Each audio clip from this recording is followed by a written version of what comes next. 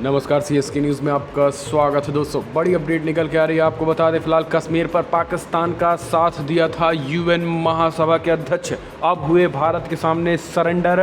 Back foot पर आए संयुक्त राष्ट्र महासभा के अध्यक्ष।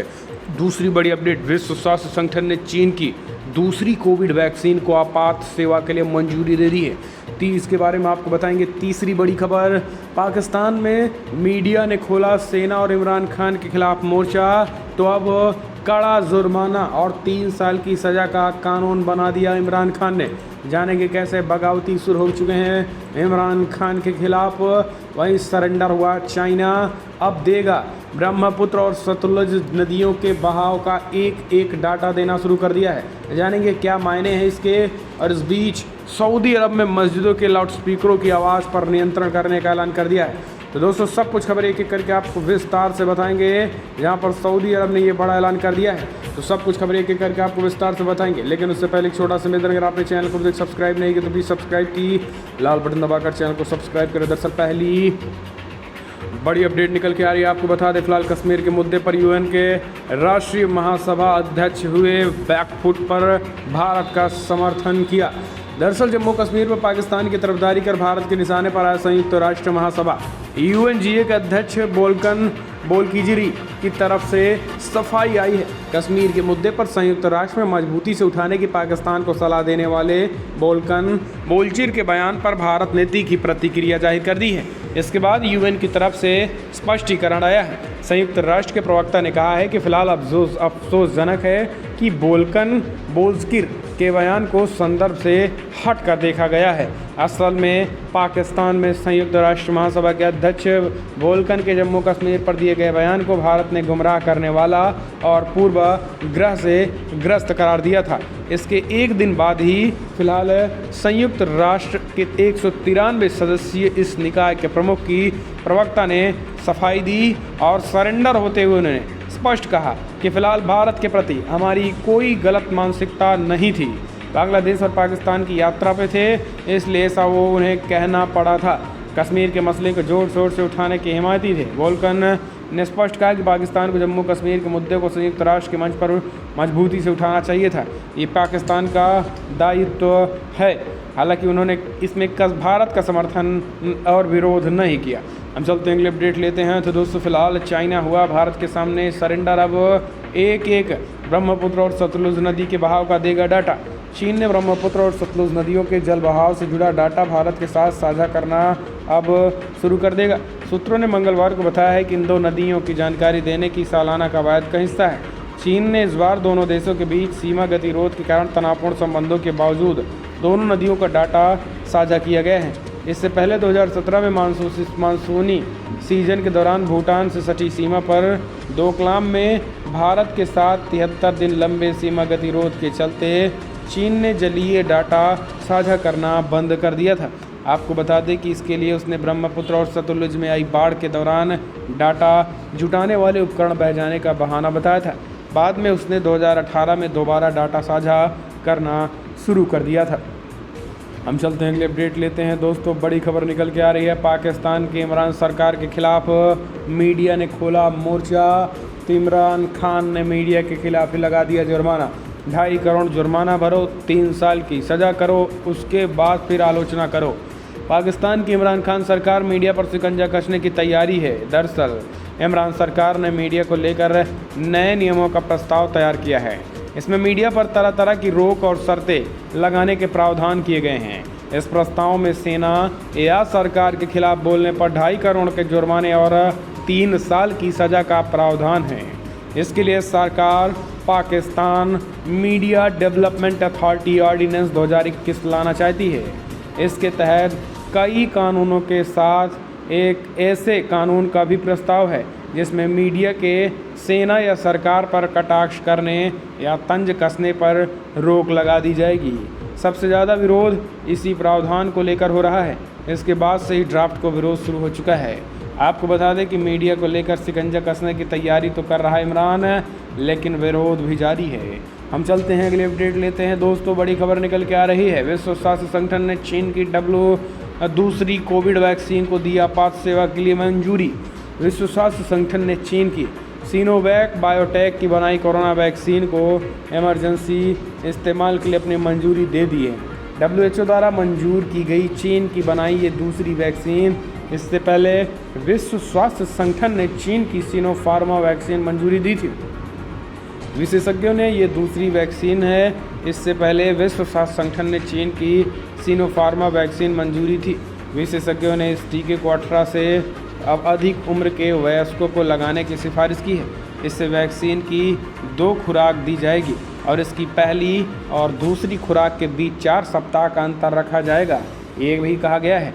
तो हम चलते हैं अगले अपडेट लेते हैं दोस्तों। बड़ी खबर निकल के आ रही है, आपको बता दें पाकिस्तान ने अवैध रूप से सीमा पार करने वाले भारतीय को किया रिहा।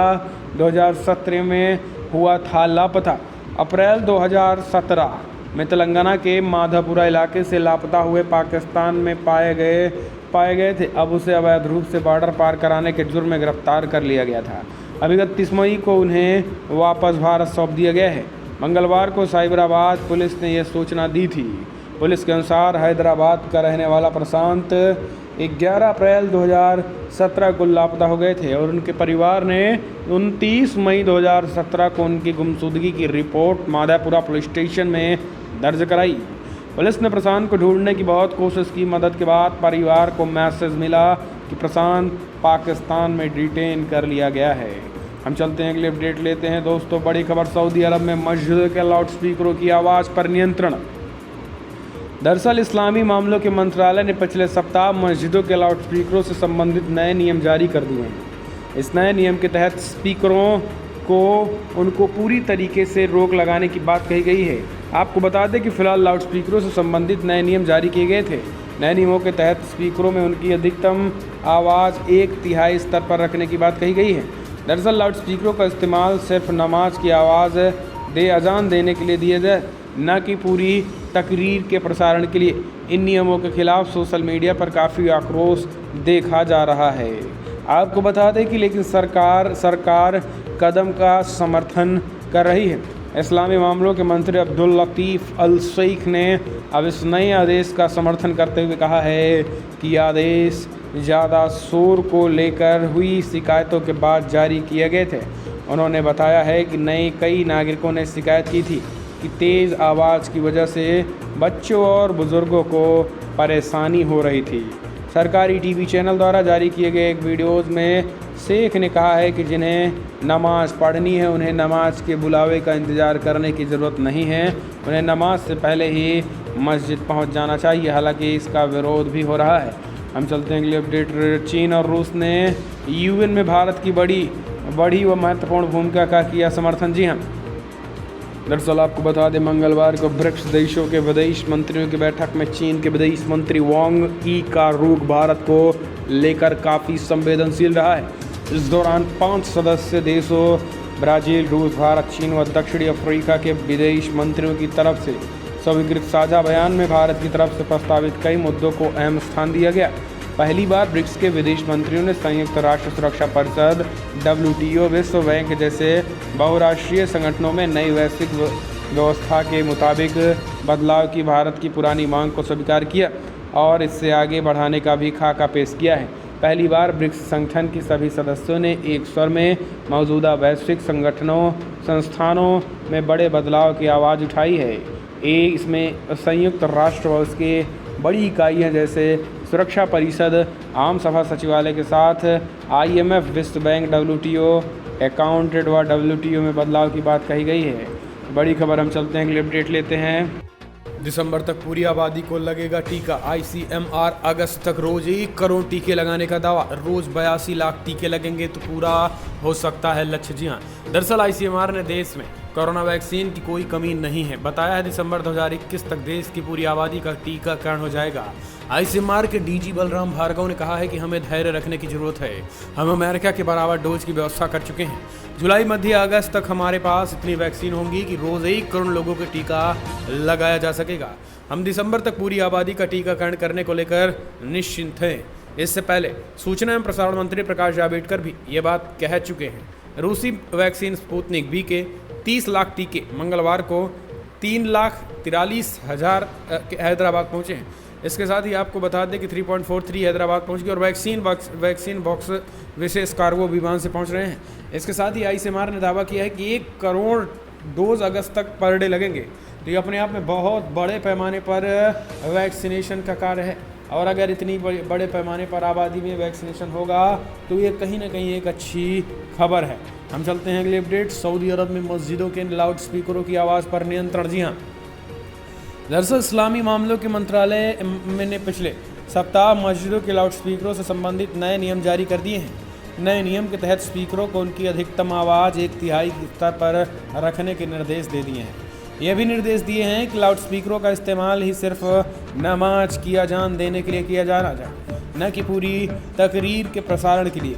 इन नियमों के खिलाफ सोशल मीडिया पर काफ़ी आक्रोश देखा जा रहा है, लेकिन सरकार कदम का समर्थन कर रही है। इस्लामी मामलों के मंत्री अब्दुल लतीफ़ अल शेख ने अब इन नए आदेशों का समर्थन करते हुए कहा है कि नए आदेश पूरी तरीके से इस्लाम के खिलाफ बता रहे हैं। नए नागरिकों की शिकायत की थी तेज़ आवाज़ की वजह से बच्चों और बुजुर्गों को परेशानी हो रही है। सरकारी टीवी चैनलों द्वारा जारी किए गए एक वीडियो में शेख ने कहा कि जिन्हें नमाज पढ़नी है उन्हें नमाज के बुलावे का इंतजार करने की ज़रूरत नहीं, उन्हें नमाज से पहले ही मस्जिद तक पहुंच जाना चाहिए। लेकिन आपको बता दें कि अब नमाज को लेकर जब मुस्लिम देश ने इस तरीके के अजान को लेकर नए नियम लगाए हैं, अगर यही नियम भारत में लग गया होता तो आज न जाने कितने बड़े पैमाने पर मुस्लिम समाज सड़कों पर उतर गया होता। इलाहाबाद में कुछ दिन पहले प्रयागराज में इस तरीके के मामले निकल के आए थे, जहां पर भयंकर विरोध शुरू हो गया था।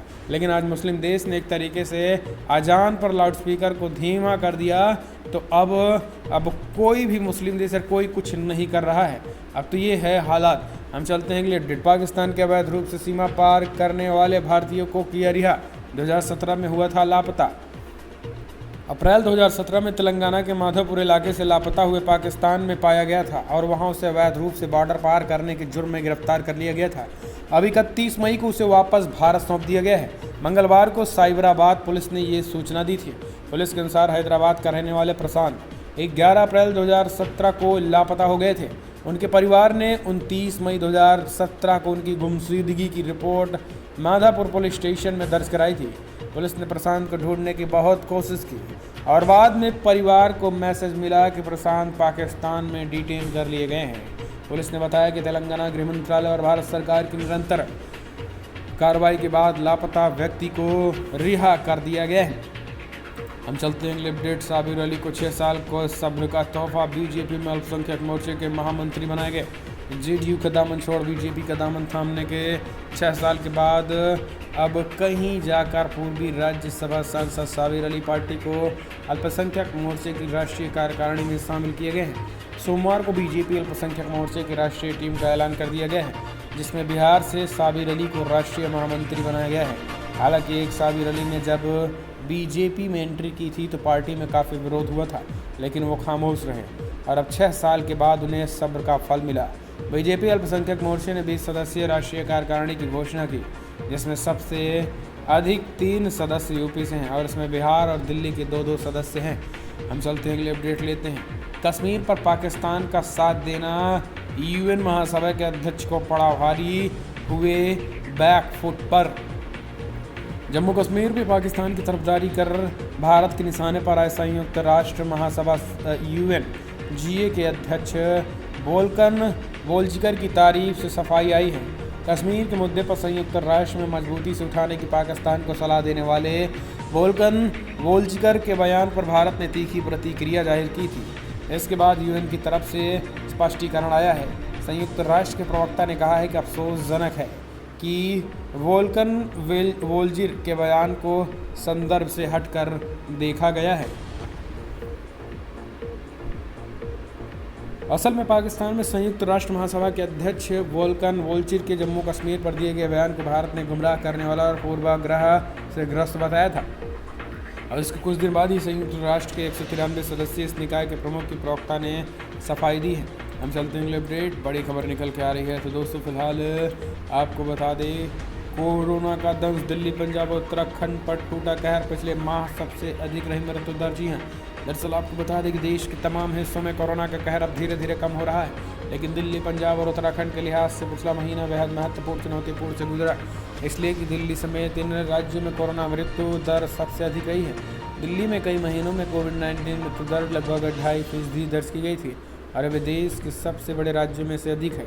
इस बीच इस महीने राष्ट्रीय औसत 1.33% मौजूदगी थी। बड़ी खबरों में इतना है, लेकिन अगर आपको वीडियो पसंद आए तो लाइक करें, शेयर करें, कमेंट के माध्यम से अपनी राय देना ना भूलें। इस वीडियो में इतना ही। जय हिंद, वंदे मातरम।